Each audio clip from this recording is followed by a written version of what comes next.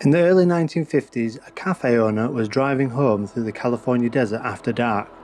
The road was empty, then the sky shifted. Not a light, a distortion. A dark shimmer hanging where nothing should be. He slowed and stopped. The object descended without sound and settled on the desert floor, smooth and metallic, reflecting moonlight like polished stone. He stepped out of the car and left the engine running. From beneath the craft, a figure appeared. A man. Tall, calm, and human. Light hair, clear eyes, no helmet, and no weapon. They stood facing each other in silence. The figure did not speak.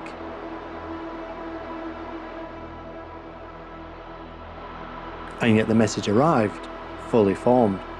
Warnings about humanity, about weapons that should never be used. Then the figure was gone. The craft lifted, silent, and vanished into the night. The desert returned to stillness, as whatever he had just encountered did not feel like a threat. It felt deliberate.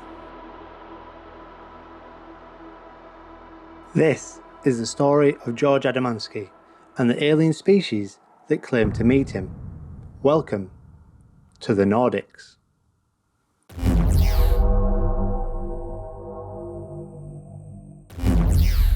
He didn't speak about it straight away.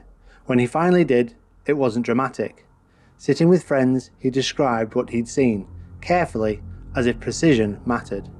He said it looked like a man, tall, taller than him by a head, broad through the shoulders but relaxed, skin pale and unmarked. The hair was light in colour, worn long, falling naturally, not wild and not styled.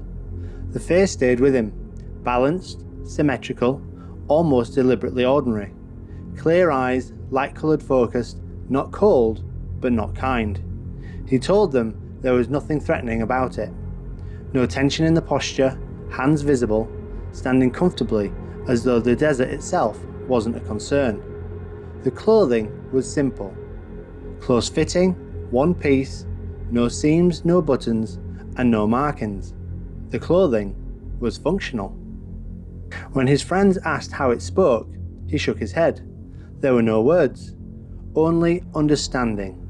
Complete thoughts arriving whole, calm, structured and intentional. Warnings about humanity, about weapons, and about choices that could not be undone. No emotion attached, just certainty. Someone finally asked the question he'd been avoiding. Did it feel human? He paused. It looked human, he said, but it didn't feel like one. Later, when the question stopped and the room fell silent, one of them asked something he hadn't considered. If it wasn't human, why did it look like us?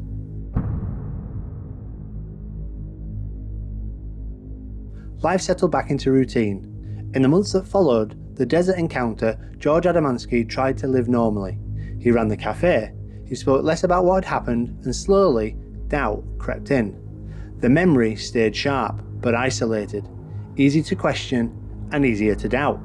Until one evening, standing alone in his kitchen, the doubt ended. He became aware of a presence behind him, not suddenly, but gradually, like pressure. The room was unchanged, the light steady and no sound. He turned. The same figure stood there, tall, calm, and human in appearance. Unchanged from the desert encounter, this time the communication was immediate, clear, not warnings and no explanations. He realised the purpose instantly. The first encounter had not been to convince him, it had been to observe him. This one was different. This was to confirm something. George had understood that what he had experienced in the desert had not been by chance, imagination, or misinterpretation. The being conveyed this without emotion. The contact had been intentional, repeatable, and not limited by distance or location. What mattered was not where he was, but that he'd been willing to engage. There was no request, there were no instructions, only a final, unmistakable certainty. What he had encountered was real, and it had returned to remove doubt. The presence vanished as quietly as it had appeared. The kitchen returned to stillness, but Adamski remained frozen, because now there was no uncertainty left to hide behind. Whatever he had met in the desert was capable of returning at will.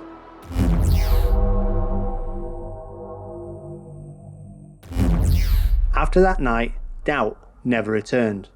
Not gradually, not emotionally. It was simply gone. And with it, the ability to stay silent. In the weeks that followed, George Adamski began speaking openly. At first, it was informal, conversations at the cafe, quiet explanations to people who asked too many questions. He described the encounter the same way every time. The same figure, the same calm presence, and the same certainty. He never embellished, and he never added detail. He never softened the message, and his word eventually spread. Small groups gathered to listen, not because the story was sensational, but because it was consistent. George spoke plainly.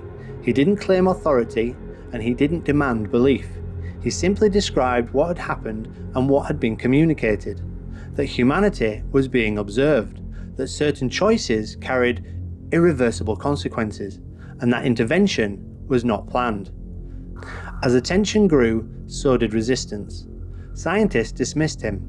Journalists reduced him to a curiosity. Questions became accusations. But under pressure, his account never shifted. Not the appearance, not the behaviour, and not the message. Because once the story was public, it no longer belonged to him. People from across the world began writing to him. Strangers claiming similar encounters. Different places, different years, but the same figure. Tall, human, and calm. Not interfering, but watching. And that raises a question that refuses to go away.